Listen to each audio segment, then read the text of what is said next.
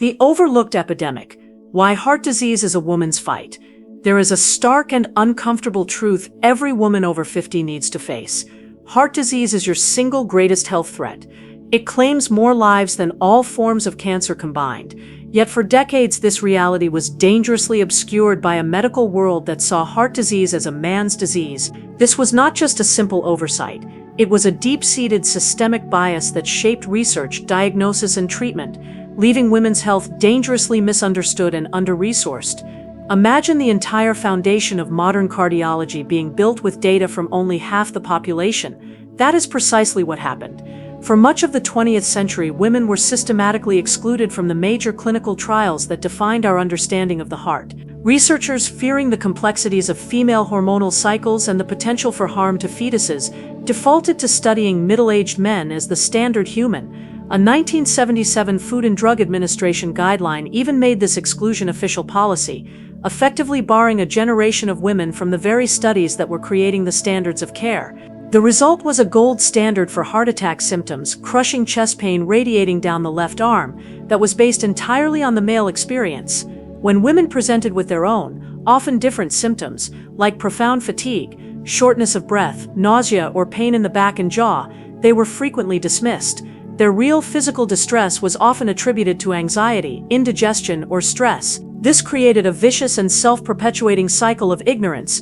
Because women's symptoms did not fit the established male model, they were often excluded from new research trials, which in turn reinforced the narrow, male-centric definition of heart disease. Their exclusion was misinterpreted as evidence that they were not having true cardiac events. The tide began to turn in the 1990s, when a public outcry over a landmark aspirin study, which famously established the heart protective benefits of daily aspirin by studying over 22,000 male physicians and 0 women, forced a public and political reckoning.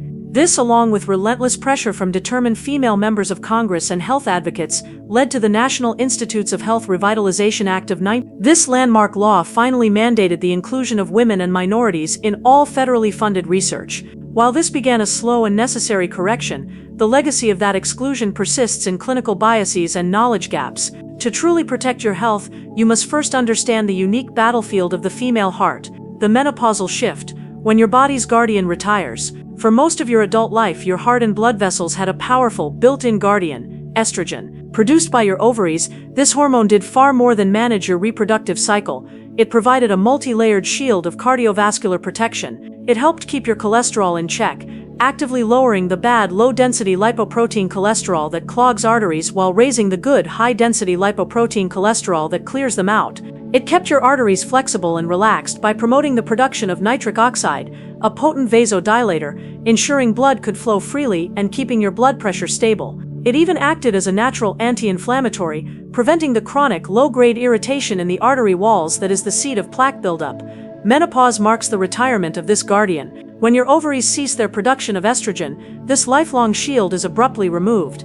But the danger is not just about losing protection, it is about an active shift toward a state that aggressively promotes heart disease. Your body's hormonal balance changes dramatically. While estrogen plummets, testosterone production continues, creating an environment of relative androgen dominance.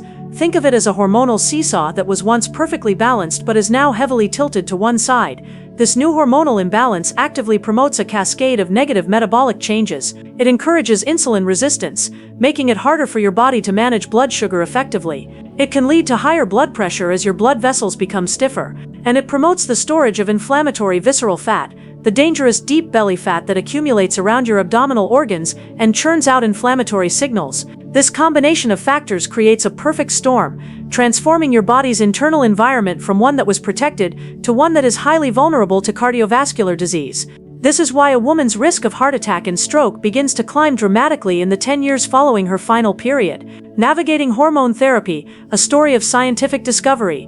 Menopausal hormone therapy has one of the most complex and misunderstood histories in women's health. For years it was believed to protect the heart, but the landmark Women's Health Initiative trial in 2002 turned that belief on its head. Studying older women with an average age of 63, the trial found that the most common form of oral menopausal hormone therapy at the time increased the risk of heart disease, stroke, and blood clots.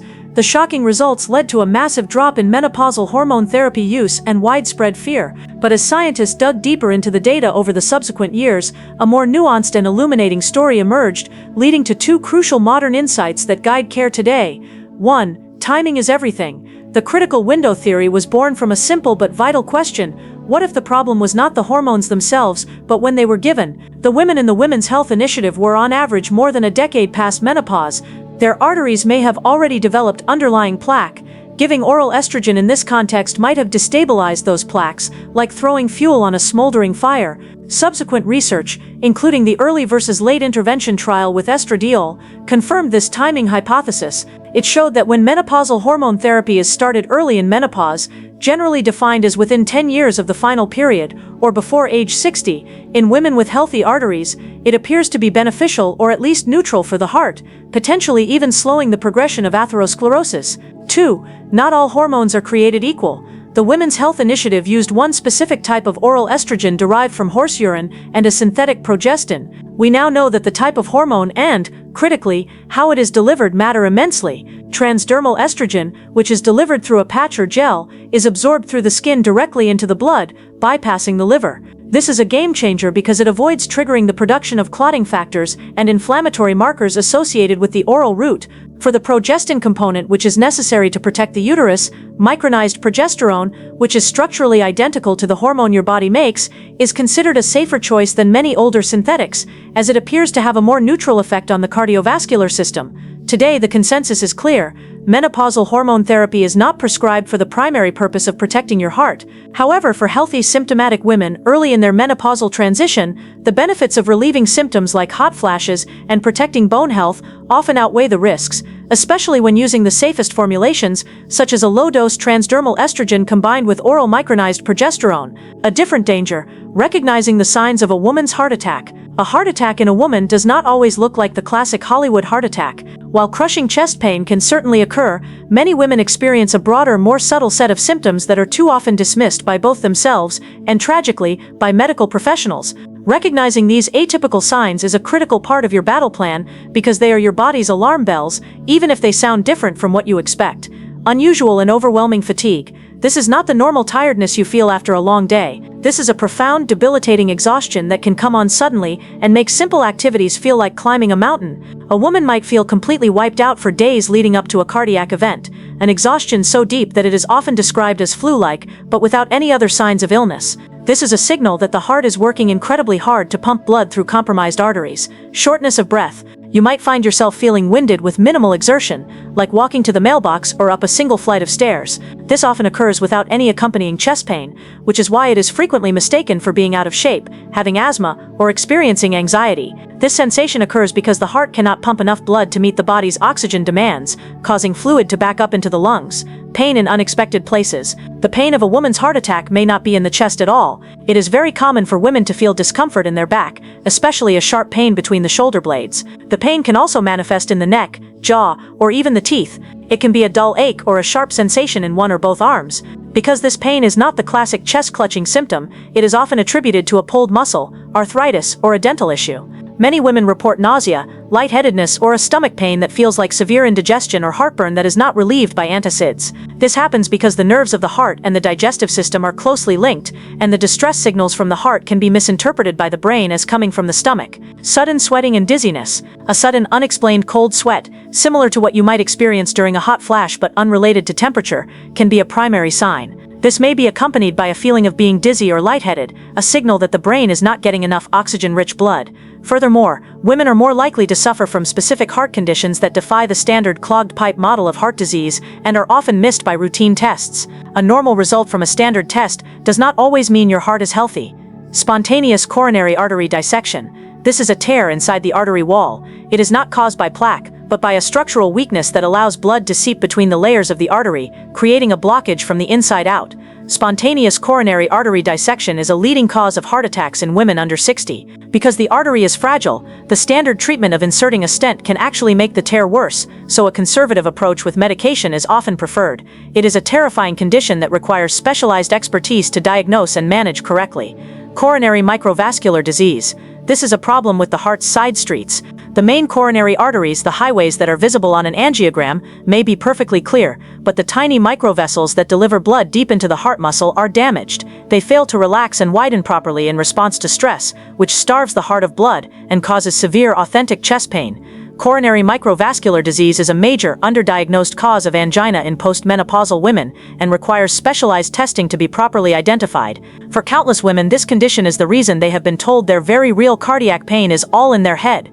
Your personal risk profile, looking beyond the basics. Your cardiovascular risk is written in your life story, and it extends far beyond the traditional numbers for cholesterol, blood pressure, and blood sugar.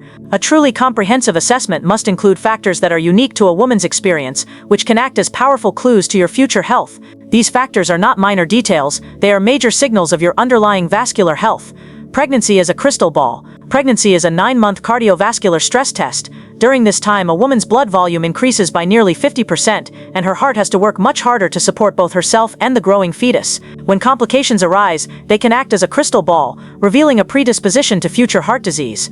A history of preeclampsia, a condition of high blood pressure during pregnancy, doubles your future risk of heart disease and stroke, and quadruples your risk of heart failure. Gestational diabetes dramatically increases your lifetime risk of developing type 2 diabetes and is an independent risk factor for plaque buildup in your arteries, even if your blood sugar returns to normal after delivery. These events are often the first sign that your vascular system is vulnerable under stress. Hormonal and inflammatory conditions. Polycystic ovary syndrome, a common endocrine disorder, is fundamentally a metabolic condition that significantly increases cardiovascular risk due to its links with insulin resistance.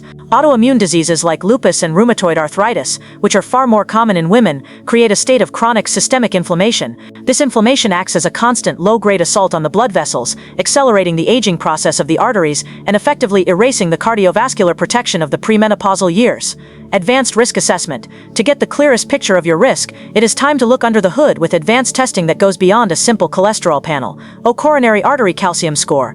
This is a game changer, acting much like a mammogram for the heart. A quick, non-invasive computed tomography scan measures the amount of calcified plaque in your arteries. A score of 0 is like a warranty, giving you powerful reassurance of very low near-term risk. A high score confirms the presence of disease and provides a clear mandate for aggressive prevention. Advanced lipid testing. Ask your doctor about measuring a polypauprotein B, which gives a direct count of all the bad cholesterol particles. This is more accurate than standard low-density lipoprotein cholesterol, because it is the number of particles, not just the cholesterol they carry, that drives risk. You should also have your lipoprotein little checked at least once. This is a potent genetic risk factor that is not affected by lifestyle, and knowing your number is crucial for understanding your inherited risk.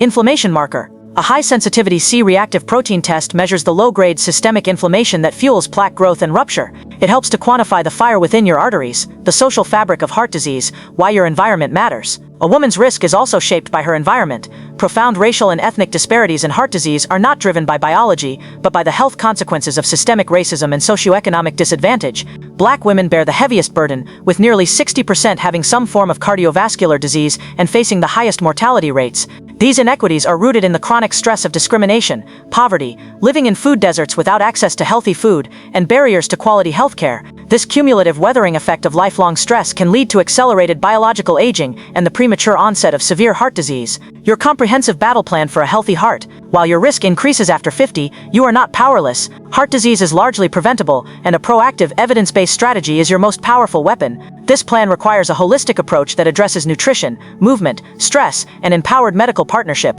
Eat for your heart and your gut. Your nutritional strategy should be to adopt a plant-forward eating pattern like the Mediterranean diet or the dietary approaches to stop hypertension diet. The loss of estrogen in menopause can negatively alter your gut microbiome, the community of bacteria in your digestive tract. Nourishing it with fiber from beans, oats, fruits and vegetables, and polyphenols from berries, leafy greens and tea is critical. A healthy gut lining acts as a barrier against inflammation. When the gut is unhealthy, it can become leaky, allowing inflammatory compounds to enter the bloodstream and damage your arteries. A healthy gut also produces beneficial compounds called short-chain fatty acids that help regulate blood pressure and reduce inflammation, directly protecting your heart. Make movement your medicine. The goal is 150 minutes of moderate-intensity aerobic exercise, like brisk walking per week. But just as crucial is strength training at least twice a week. Menopause accelerates the loss of muscle, which worsens insulin resistance. Building and maintaining muscle is one of the most effective ways to fight back against these negative metabolic shifts. Think of your muscles as a sugar sponge. The more muscle you have, the more efficiently your body can clear sugar from your blood, which is profoundly protective for your heart. A balanced approach that combines steady-state cardio with 1 or 2 shorter sessions of high-intensity interval training is ideal for boosting fitness without adding excessive stress. Manage stress and prioritize sleep. Chronic stress and poor sleep are not secondary issues, they are direct risk factors for heart disease. High levels of the stress hormone cortisol can increase blood pressure, blood sugar, and inflammation. Lack of quality sleep disrupts hormones that regulate appetite and metabolism. Incorporating daily stress management practices like mindfulness, deep breathing, yoga, or simply spending time in nature can have a direct, positive impact on your heart. Aim for 7 to 9 hours of quality sleep per night to allow your body and cardiovascular system to repair and recover. Become your own best advocate. The history of women's health has taught us a vital lesson. You must be an active participant in your own care. Prepare for your doctor's appointments. Write down a timeline of your symptoms, a list of your questions, and your full reproductive history. Oh, tell your whole story. Discuss your full reproductive history with your doctor. Your pregnancies and your menstrual cycle history are all part of your cardiovascular story.